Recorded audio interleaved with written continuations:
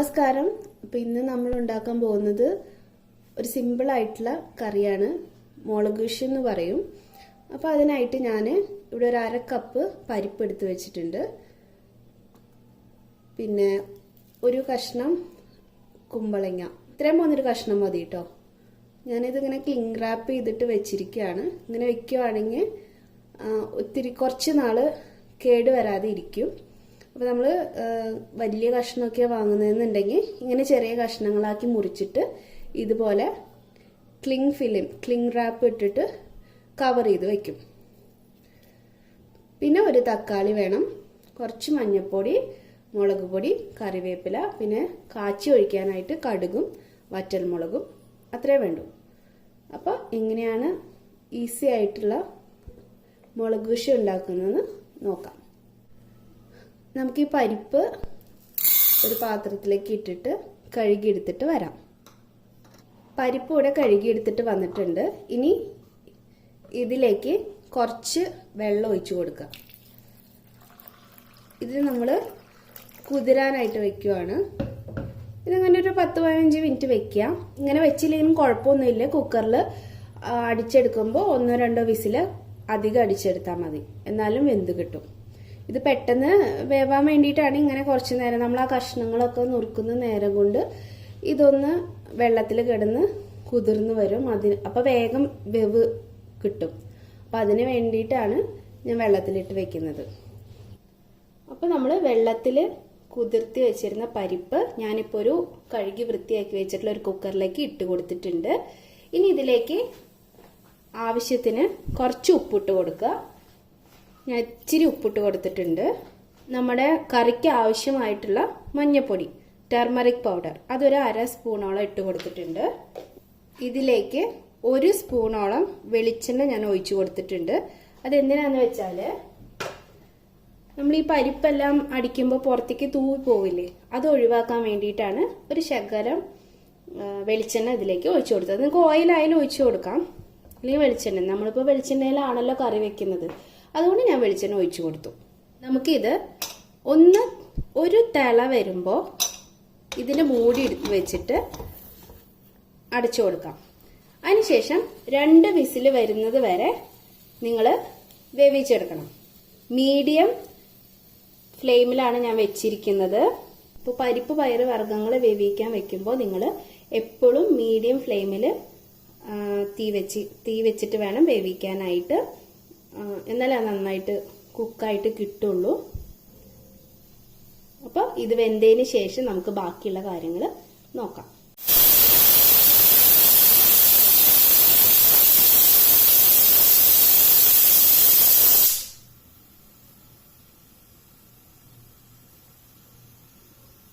ഇപ്പോൾ വിസിൽ വന്നിട്ടുണ്ട്. ഇനി നമുക്ക് ഇത് ഓഫ് ചെയ്ത് കൊടുക്കാം.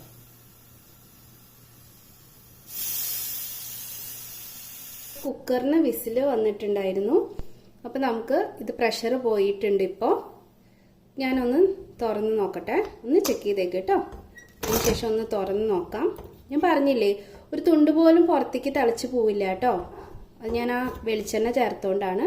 നമുക്ക് മൂടി മാറ്റി നോക്കാം. എന്താ പരിപ്പ് ഇവിടെ നന്നായിട്ട് വെന്ത് വന്നിട്ടുണ്ട്.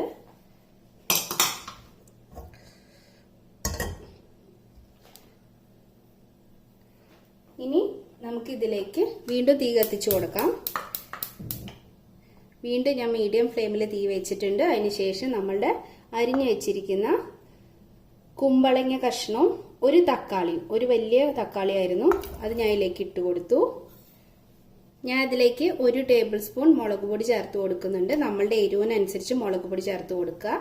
1 ടേബിൾ സ്പൂണാണ് ഞാനിവിടെ ചേർത്തിരിക്കുന്നത്. നിങ്ങൾക്ക് വേണമെങ്കിൽ 2 പച്ചമുളക് കൂടി ആഡ് ചെയ്യാം. പിന്നെ ഇതിലേക്ക് നമുക്ക് എത്ര ചാറ് വേണോ അതിനനുസരിച്ച് വെള്ളം ഒഴിച്ചു കൊടുക്കാം. ഞാനിവിടെ കഷ്ണം മുങ്ങിക്കെടുക്കാൻ പാകത്തിന് വെള്ളമാണ് ഒഴിച്ചു കൊടുക്കുന്നത്. പിന്നെ പരിപ്പായതുകൊണ്ട് കുറച്ച് കട്ടി ഉണ്ടാവും. ഞാനൊരു 1/2 കപ്പോളം വെള്ളം ഒഴിച്ചു കൊടുത്തിട്ടുണ്ട്. ഒന്ന് മിക്സ് ചെയ്ത് കൊടുത്തിട്ടുണ്ട്. മഞ്ഞൾപ്പൊടിയൊക്കെ ചേർത്തോണ്ട് ഇനി മഞ്ഞൾപ്പൊടി ചേർക്കേണ്ട കാര്യമില്ല. പിന്നെ കുറച്ച് കറിവേപ്പില കൂടി ഇട്ട് കൊടുത്തിട്ടുണ്ട്. ഒരു ശകലം കൂടി ഈ കഷ്ണങ്ങളിലേക്ക് വേണ്ട ഒരു ശകലം ഉപ്പ് കൂടി ഞാൻ ഇട്ട് കൊടുത്തിട്ടുണ്ട്.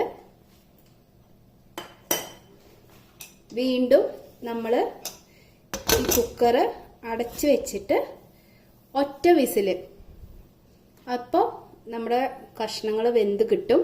ഒറ്റ വിസിൽ അടിക്കുക. അതിനുശേഷം നോക്കാം. പ്രഷർ പോയിട്ടുണ്ട്. നമുക്കിതിൻ്റെ ലിഡ് ഒന്ന് തുറന്ന് നോക്കാം.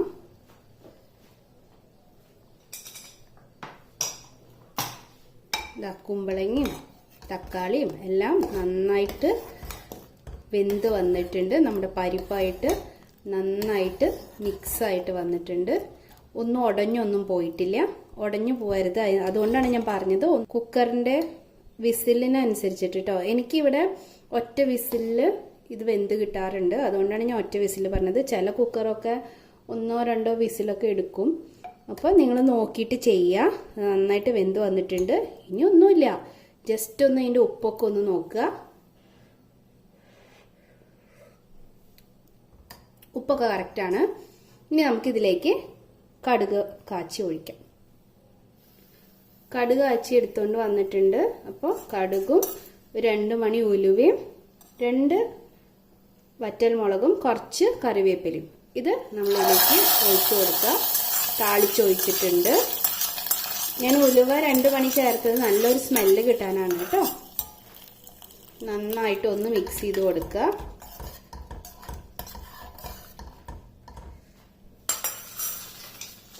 അപ്പം തന്നെ ഞാൻ ഒന്നും കൂടി ഈ കുക്കറിൻ്റെ ലിഡ് കൊണ്ട് അടച്ചു കൊടുക്കും. ഇനി ഒരു 2 മിനിറ്റിന് ശേഷം ഞാനിത് തുറന്ന് നോക്കുള്ളൂ കേട്ടോ. നമ്മുടെ ആ കടുക് അച്ചേൻ്റെ സ്മെല്ലൊക്കെ അതിൽ നന്നായിട്ട് പിടിക്കാൻ വേണ്ടിയിട്ടാണ് കുക്കറിൻ്റെ മൂടി വെച്ചിട്ട് അടച്ചു കൊടുത്തത്. തീ കെടുത്തി കൊടുത്തിട്ടുണ്ടാവണം കേട്ടോ, അല്ലെങ്കിൽ പിന്നെയും അത് വിസിൽ വരും. അപ്പം ഞാനിവിടെ തീയൊന്നും കത്തിച്ചിട്ടില്ല. ചുമ്മാ അതിൻ്റെ മൂടി വെച്ചിട്ടൊന്ന് അടച്ചു കൊടുത്തു. ഒന്ന് തുറന്ന് നോക്കുക.